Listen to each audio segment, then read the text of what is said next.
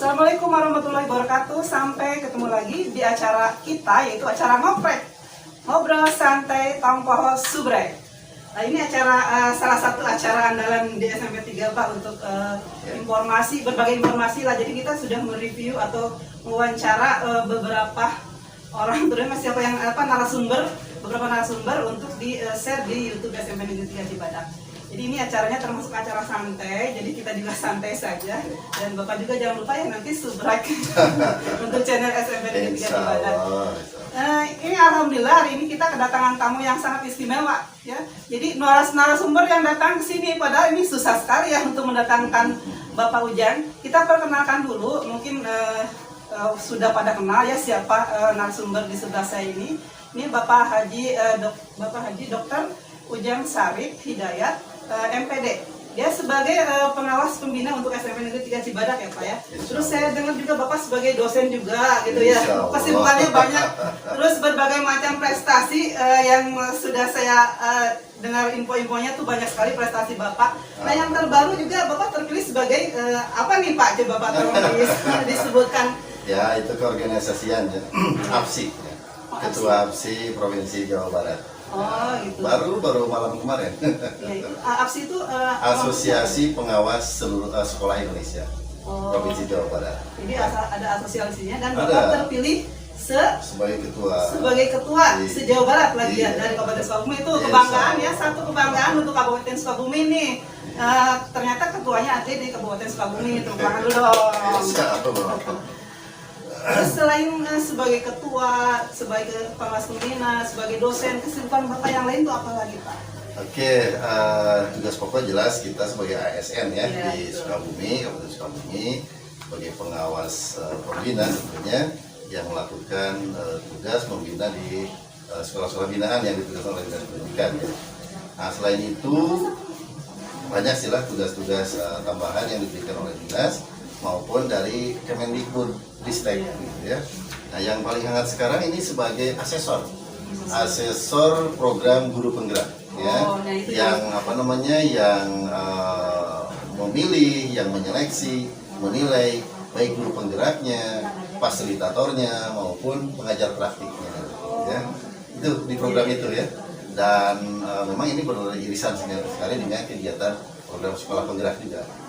Gitu. Kalau tugas teman yang lainnya yang perlu disebutkan ya diantaranya adalah banyak ya Pak. Insya Allah. Terus bagaimana cara Bapak mengatur waktu terutama Pak untuk kesibukan yang sekian banyak itu tersebut? Oke, baik. Nah itu punya tentunya ini semuanya ada waktu masing-masing ya, waktu tersendiri.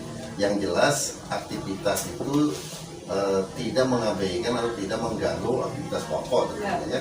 Seperti hari ini kita melakukan pembinaan di SMP 3 Cibadak ya. Nah, itu tidak mengganggu dari kegiatan pokok tentunya. Kegiatan tambahan tugas, ya. Ini tugas pokok. Sebagai ASN kita harus taat aturan. Nah, selain SMP 3 Cibadak, sekolah mana lagi Pak yang menjadi tugas binaan itu mulai tahun 2022 itu alhamdulillah sekarang mulai berkurang ya. Hanya 23 sekolah ya yang ada di wilayah Cibadak, di Curug, Cikidang dan Cidahu dan sekitarnya ya. Nah, asalnya lebih dari itu ya, tapi karena ada pertambahan pengawas baru sehingga alhamdulillah berkurang ya. Karena memang tugas pokok pengawas itu membina hanya 7 sekolah ya. Wajibnya 7 sekolah. Nah sekarang 23 sekolah masih lebih dari keharusan gitu. Tapi karena Sukabumi itu luas ya, sekolahnya banyak dan jumlah pengawas juga tidak sebanding dengan jumlah sekolah, sehingga rata-rata pengawasnya sekitar 20 sampai 23 sekolah pembinanya. Banyak ya? Banyak sekali. Gitu. Nah ini bicara tentang tadi Bapak kan sebagai asesor CGP juga. Nah menurut Bapak gimana Pak antusias guru-guru Kabupaten Sukabumi terhadap CGP tersebut Pak?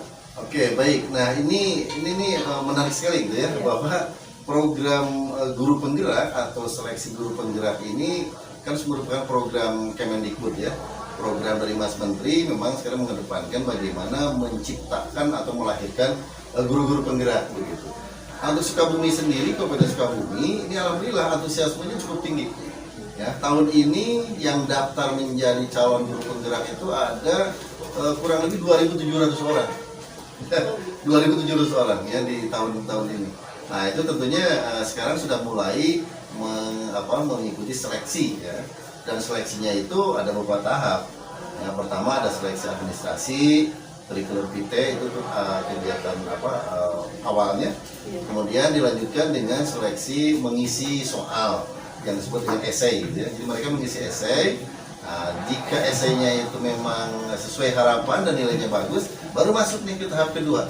Nanti mereka akan mengikuti seleksi simulasi mengajar. Nah, simulasi mengajar, kemudian dilanjutkan nanti dengan seleksi wawancara. Nah, bila sudah lulus, maka guru penggerak itu akan diklat gitu ya, selama kurang lebih 6 bulan. Ya, 6 bulan, kalau dulu 9 bulan ya. Diklat 6 bulan sehingga nanti melahirkan guru penggerak yang bisa pertama jelas tergerak dulu hatinya ya. Tergerak hatinya, kemudian dia bergerak dan akhirnya bisa menggerakkan orang lain. Kita harapannya begitu ya. Jadi sekarang antusiasnya cukup tinggi. Ada 2.700-an guru penggerak yang daftar di Kabupaten Sukabumi. Begitu ya. Terus kalau saya dengar juga Pak bahwa sekarang banyak yang istilahnya itu sebab penggerak gitu di belakangnya. Selain ada guru penggerak juga nanti ada sekolah penggerak. Nah ini hubungannya guru penggerak sama sekolah penggerak itu apa? Oke, nah ini program yang yang beriringan ya. Guru penggerak berarti menciptakan gurunya yang bisa selain menggerakkan diri sendiri juga menggerakkan lingkungannya atau teman-temannya dan menjadi guru yang profesional yang baik. Karena mereka diberikan pendidikan selama 9 bulan kemarin itu tentunya memiliki pengalaman kompetensi yang tinggi gitu ya. Nah kemudian untuk sekolah penggerak itu tujuannya juga sama dalam rangka mempercepat pencapaian mutu pendidikan ya di sekolah. Nah sekarang sekolah penggerak itu sudah angkatan kedua ya. Angkatan pertama kemarin di tahun pertama itu ada 2.500 sekolah se-Indonesia ya yang sudah menjadi sekolah penggerak, dan di tahun ini ya, di tahun yang kedua ini, tahap kedua ini akan bertambah 7.500 sekolah lagi seluruh Indonesia, jadi menjadi 10.000 sekolah.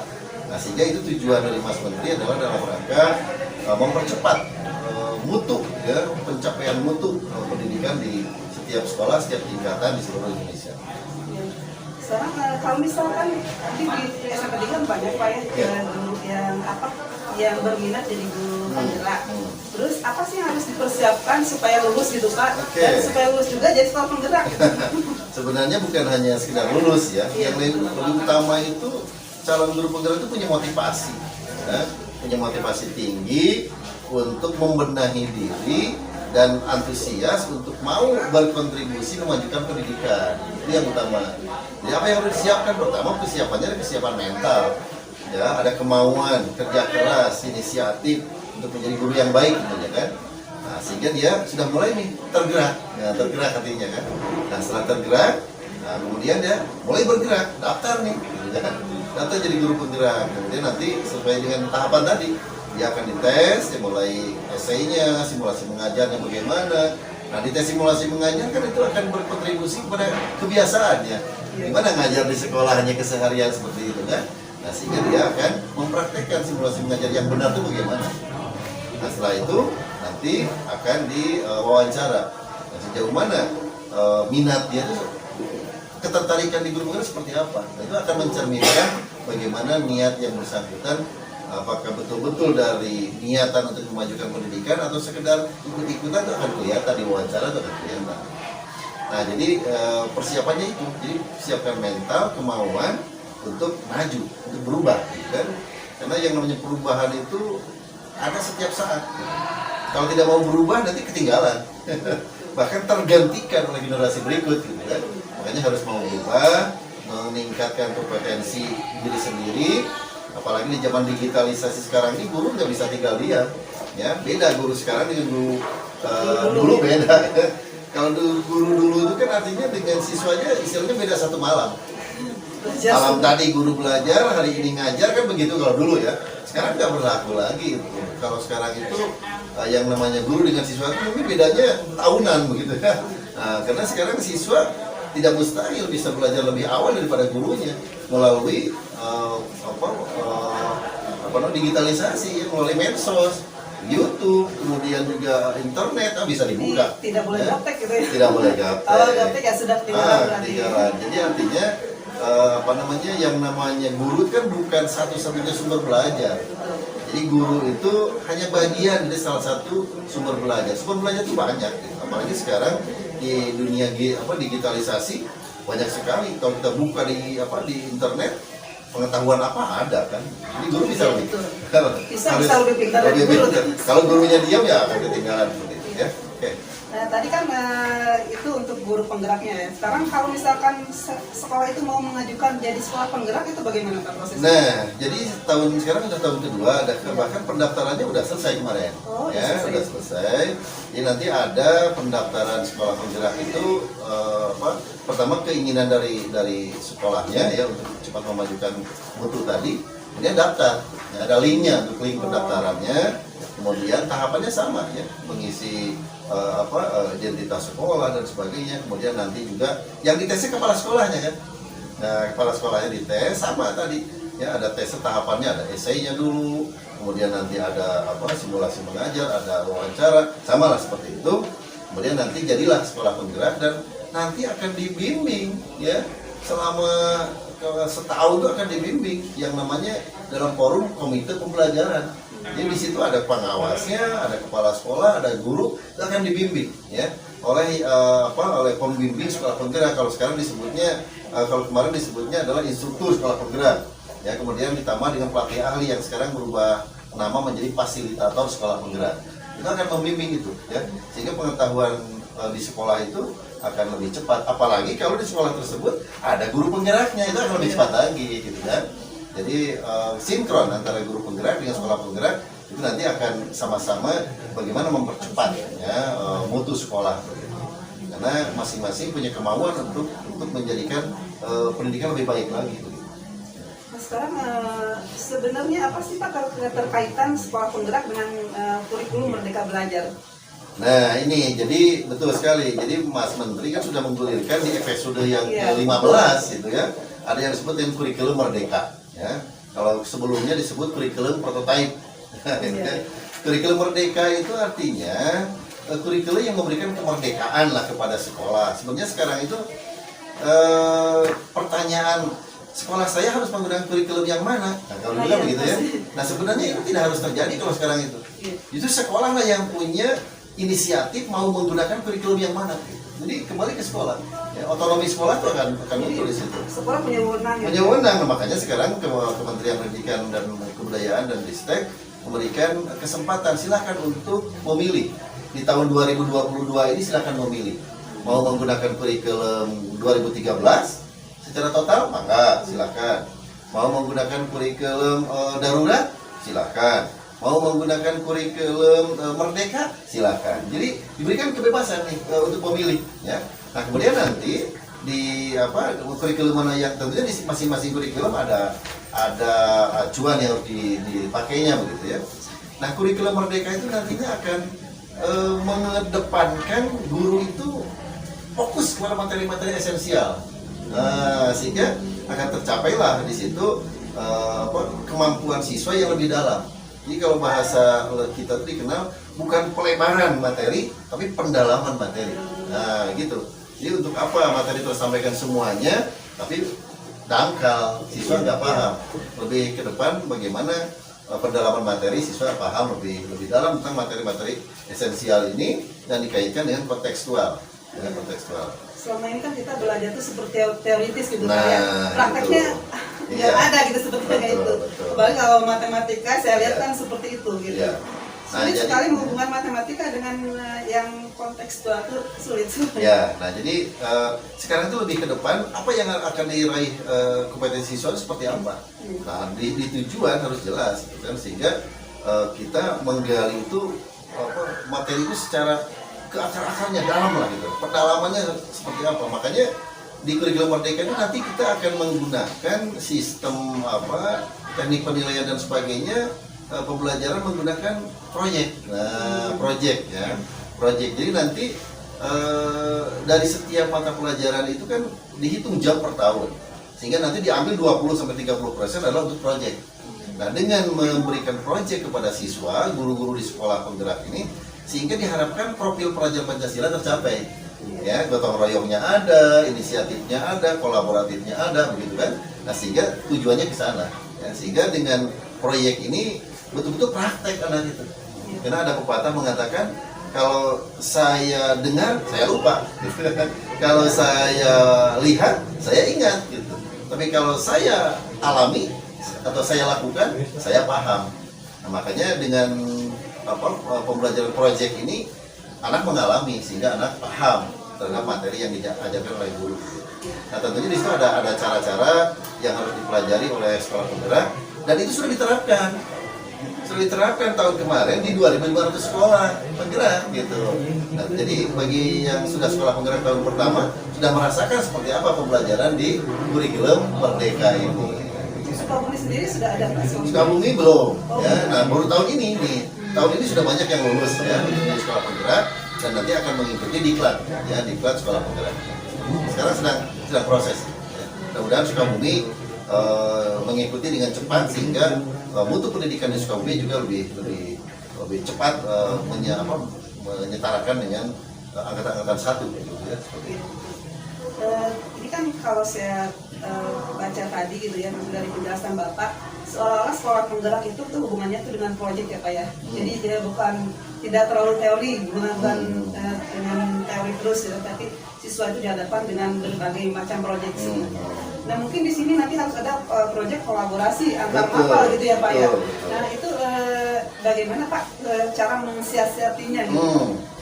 Jadi betul ya bahwa pembelajaran di kurikulum Merdeka ini nanti akan mengadakan pembelajaran proyek yang dikolaborasikan, betul kolaborasi, karena kalau sekarang kan masih banyak yang parsial, tugas PAI saja, tugas bahasa Indonesia saja, seperti itu ya. Nah, tapi dengan pertama kita mengajarkan atau memperdalam materi itu yang esensialnya, ya, materi, sehingga anak lebih cepat fokusnya ke materi. Dan nanti satu proyek itu bisa kolaborasi beberapa mata pelajaran. Nah, misalnya prakarya, ya, nanti proyeknya bagaimana misalnya membuat tempe, ya, produk tempe misalnya. Nah, di tempe itu kan di situ harus dijelaskan oleh anak bagaimana protein yang ada di tempe itu hubungannya dengan IPA, maka bisa kolaborasi dengan IPA. Nah, di situ ada produknya tentang misalnya produksi, distribusi, konsumsi, itu IPS bersentuhan, ya. Kemudian bagaimana tempe ini supaya laku atau supaya terdistribusikan, maka dibutuhkan misalkan poster-poster iklan tempe, seni budaya, gitu kan. Jadi kolaborasinya bisa banyak sehingga satu proyek itu bisa menghasilkan beberapa nilai dari beberapa pelajaran, begitu kan, seperti itu. Dan ya itulah kegiatan proyek yang bisa terlaksana dan bisa berkolaborasi, antara guru yang berkolaborasi, siswanya pun berkolaborasi. Nah, sekarang untuk CGP itu sendiri, CGP dan sekolah penggerak tentunya sebenarnya imbasnya buat siswa itu apa sih Pak? Nah, jadi kalau guru sudah banyak yang menjadi guru penggerak, tentunya kan kompetensinya akan bagus, ya. Karena mereka dididik 6 bulan sampai ada yang 9 bulan, untuk yang sekarang 6 bulan, itu dibekali berbagai kemampuan, baik kemampuan mengelola kelas, termasuk kemampuan di dalam kepemimpinan, itu dibekali, ya. Maka nanti syarat menjadi kepala sekolah saja harus punya sertifikat guru penggerak, kan, gitu. Jadi artinya guru penggerak ini sangat didorong untuk mengarahkan pendidikan supaya lebih cepat, lebih maju, lebih bermutu. Jadi kalau gurunya sudah punya ilmu gitu ya, bisa dari pelatihan tersebut, itu diharapkan berimbas. Betul. Jadi memberikan imbas terhadap siswa gitu. Betul, makanya nanti kalau gurunya hebat kan siswanya bisa hebat juga. Jadi sebenarnya sasaran guru penggerak itu siswa ya Pak? Iya, ujungnya ke siswa, sehingga pembelajaran yang namanya merdeka belajar kan begitu. Jadi menciptakan bagaimana merdeka belajar untuk kalangan siswa, guru pun merdeka mengajar, gitu kan. Sekarang itu ada fitur-fitur yang bisa dilihat oleh guru untuk merdeka belajar, termasuk segala macam ada di sana. Termasuk guru bisa memberikan karyanya seperti apa, silakan diupload di Merdeka Mengajar, di situ kan ada link yang bisa kita mengirim untuk termasuk video-video pembelajaran guru, ini ke sana, seperti itu. Jadi merdeka lah, sekarang merdeka itu untuk merdeka itu kan bukan bebas, tapi independen, ya, ada inisiatif, ada kemandirian, kan? Seperti itu saya rasa. Ya. Ini CGP ini sebenarnya program yang berkesinambungan atau cuma program beberapa tahun?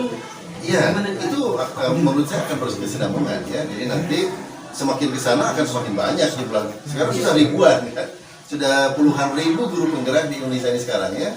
Nah, sekolah penggerak pun sekarang sudah ke angka 10.000 sekolah penggerak kan seperti itu. Jadi semakin ke sana akan semakin banyak gitu. Bahkan di tahun 2024 kan nanti pemerintah akan memberlakukan yang disebut kurikulum nasional. Nah, kurikulum nasionalnya kurikulum merdeka ini kan gitu. Jadi kayaknya semakin ke depan akan semakin bagus lah. Asal kita mau mengikuti kemajuan-kemajuan ini, jangan tinggal diam gitu ya. Semua nih pengawasnya tidak tinggal diam, kepala sekolahnya, gurunya, semua sehingga berimbas kepada siswanya juga. Gitu. Jadi harus punya motivasi. Motivasi yang tinggi. Nah, ini pertanyaan terakhir Pak dari saya. Saran untuk guru penggerak Kabupaten Sukabumi itu apa Pak? Ya, pertama tadi syarat guru penggerak itu kan punya inisiatif ya. Inisiatif dan motivasi tinggi untuk memajukan dirinya, memajukan lingkungannya, memajukan proses pembelajaran dan cepat memperoleh mutu pendidikan yang baik, gitu kan. Nah, disitulah dengan modal inisiatif, dengan modal kreativitas, dengan modal kemauan dan motivasi tinggi, sehingga dia akan memperoleh pengetahuan-pengetahuan yang komplit, ya. Bagaimana mengelola pembelajaran yang baik, bagaimana mengajar yang baik, bagaimana memilih materi-materi esensial, bagaimana dia membuat proyek, sehingga yang disebut kegiatan pembelajaran kolaborasi tercipta, sehingga tujuan pembelajaran goalnya adalah bagaimana menciptakan profil pelajar Pancasilanya ini ya, sehingga tercapai untuk seluruh siswa di seluruh Indonesia. Nah, sebenarnya masih banyak Pak yang ingin kita tanyakan, tapi karena waktunya cuma 20 menit, gini kita sudah sampai di penghujung acara. Mungkin saya simpulkan aja, jadi untuk yang mau ikut jadi guru penggerak tuh harus punya motivasi yang tinggi, ya semangat, dan ingat guru tidak boleh gaptek. Jadi harus terus belajar dan belajar, jangan sampai guru kalah sama siswa dalam bidang teknologi ya Pak ya. Nah itu yang sudah kita dapat dari Bapak pembina kita. Mudah-mudahan ini bisa bermanfaat buat khususnya buat guru-guru SMP 3 yang akan menjadi calon guru penggerak ya, dan buat siswa kita yang nanti akan menonton acara ini. Baik. Terima kasih Pak Ujang untuk waktunya.